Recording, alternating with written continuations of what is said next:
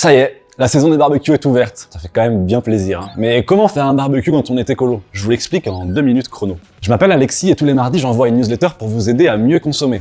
Mais aujourd'hui on va le faire en vidéo et on va parler barbecue, histoire de se régaler sans faire griller la planète. Alors premier conseil, le barbecue n'est pas toujours synonyme de viande. Et ouais, on n'y pense pas toujours, mais les légumes ça passe très bien au barbecue. Et moi j'ai mes petits chouchous, comme une marinade d'aubergine avec de l'huile d'olive, du thym, de l'ail, une tuerie, ou alors une petite brochette, tofu, poivron, oignon, très gourmand aussi. C'est gourmand, c'est croquant. Deuxième conseil, évitez la viande industrielle parce qu'elle participe à la déforestation en Amérique du Sud. Alors là, normalement, vous vous demandez, mais c'est quoi le rapport entre ma côte de porc et la déforestation en Amazonie? En fait, en Europe, on produit tellement de viande qu'on n'a pas assez de terre pour nourrir les animaux d'élevage. Donc qu'est-ce qu'on fait?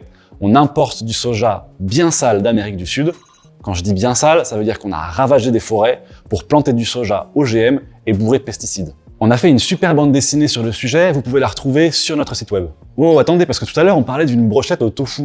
Et le tofu, c'est du soja, donc si ça se trouve, c'est la cata aussi. Eh ben non, pas d'inquiétude, le soja qu'on trouve en magasin en France, il a été produit en Europe.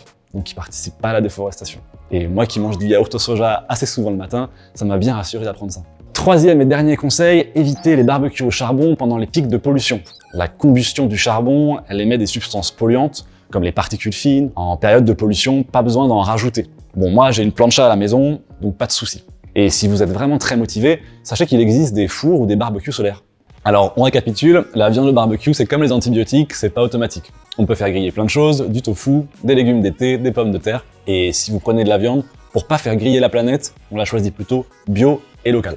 Pour d'autres conseils du quotidien, je vous donne rendez-vous dans ma newsletter des mardis verts. J'y parle de plein d'autres sujets, comme la pollution numérique ou les labels alimentaires. Pour l'instant, j'ai reçu plein de commentaires positifs. J'espère que ça vous plaira aussi. Et moi, je vous dis à mardi prochain dans ma newsletter.